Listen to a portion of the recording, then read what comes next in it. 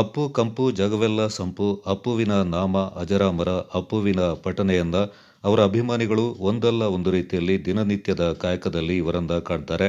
ನಾವು ಇಷ್ಟೆಲ್ಲ ಹೇಳಿದ ಹಾಗೆ ಇಲ್ಲಿ ಒಬ್ಬ ತನ್ನ ಹುಟ್ಟುಹಬ್ಬವನ್ನ ಡಾಕ್ಟರ್ ಪುನೀತ್ ರಾಜ್ಕುಮಾರ್ ಅವರ ಹೆಸರಲ್ಲಿ ತಾಲೂಕಿನ ಸಾರ್ವಜನಿಕ ಆಸ್ಪತ್ರೆಯ ರೋಗಿಗಳಿಗೆ ಒಂದು ಹೊತ್ತಿನ ಊಟ ನೀಡೋ ಮೂಲಕ ಆಚರಿಸಿಕೊಂಡಿದ್ದಾರೆ.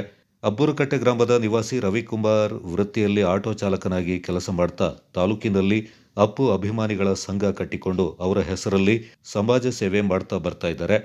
ತನ್ನ ಹುಟ್ಟಿದ ದಿನದಂದು ಮತ್ತು ಅಪ್ಪುವಿನ ಪ್ರತಿ ಸ್ಮರಣೆಯ ದಿನವನ್ನ ಸಾರ್ವಜನಿಕರಿಗೆ ಒಂದಲ್ಲ ಒಂದು ರೀತಿ ಸಮಾಜ ಸೇವೆ ಮಾಡೋ ಮೂಲಕ ಜನರಿಗೆ ಅಚ್ಚುಮೆಚ್ಚಾಗಿದ್ದಾರೆ.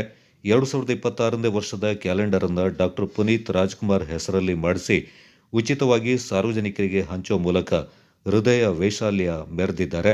ಇವರ ಹುಟ್ಟುಹಬ್ಬಕ್ಕೆ ಆಸ್ಪತ್ರೆಯ ವೈದ್ಯರು, ಸಂಘ ಸಂಸ್ಥೆಯ ಮುಖಂಡರು ಶುಭ ಹಾರೈಸಿದ್ದಾರೆ. ರವಿ ಸರ್ ಅವರು ಹುಟ್ಟುಹಬ್ಬ ಆಚರಣೆ ಮಾಡ್ತಾ ಇದ್ದಾರೆ. ಮತ್ತು ಈ ಸರ್ ಹೇಳ್ದಂಗೆ ವಿಭಿನ್ನವಾಗಿ ಆಚರಿಸ್ತಾ ಇದ್ದಾರೆ. ಯಾಕಂದರೆ ಅನ್ನದಾನ ಶ್ರೇಷ್ಠದಾನ.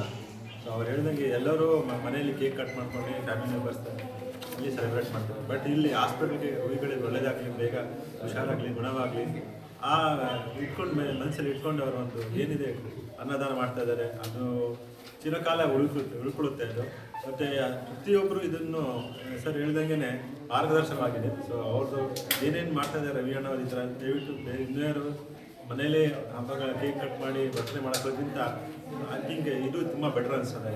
ರೋಗಿಗಳಿಗೆ ಹತ್ರ ಬಂದು ಎಲ್ಲ ಫುಡ್ ಎಲ್ಲ ಕೊಟ್ಟು ಅವ್ರಿಗೆ ಬೇಗ ಹುಷಾರಾಗಲಿ ಅಂತ ಅವರು ಇದು ಮಾಡ್ತಿದ್ದಲ್ಲ, ಇಂಟೆನ್ಷನ್ ತುಂಬ ಚೆನ್ನಾಗಿದೆ. ಸೊ ಇದನ್ನೇ ಮುಂದೆ ತುಂಬ ಚೆನ್ನಾಗಿ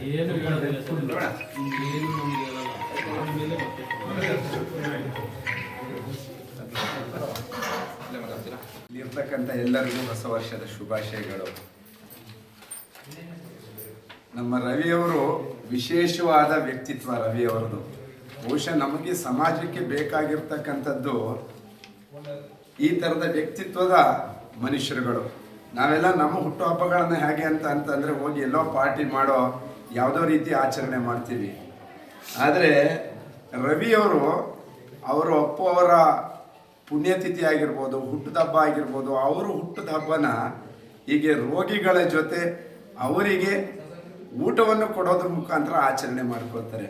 ಅಂದರೆ ಅವ್ರ ಒಳ್ಳೆತನ ಹೇಗೆ ಅಂತಂದರೆ ಮನುಷ್ಯ ಶ್ರೀಮಂತ ಆಗುವಂಥದ್ದು ಅವನ ಹತ್ರ ಎಷ್ಟು ಹಣ ಕೂಡಿಟ್ಕೊಂಡಿದ್ದಾನೆ ಅಂತ ಅನ್ನುವಂಥದ್ದಕ್ಕಿಂತ ಅವನು ಎಷ್ಟು ಜನರಿಗೆ ಹೆಗಲಾಗ್ತಾನೆ, ಎಷ್ಟು ಜನರಿಗೆ ನೆರವಾಗ್ತಾನೆ ಅಂತ ಅನ್ನುವಂಥದ್ದು.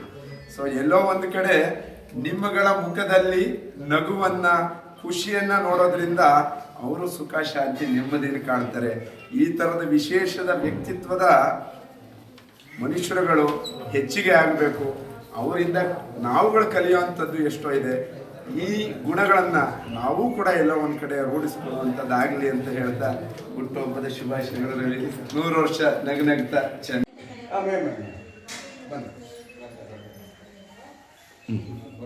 ಕಾರ್ಯಕ್ರಮದ ಮೂಲಕ ತಮ್ಮ ಹುಟ್ಟುಹಬ್ಬವನ್ನು ವಿಶೇಷವಾಗಿ ಅರ್ಥಪೂರ್ಣವಾಗಿ ಆಚರಿಸುತ್ತಿದ್ದಾರೆ.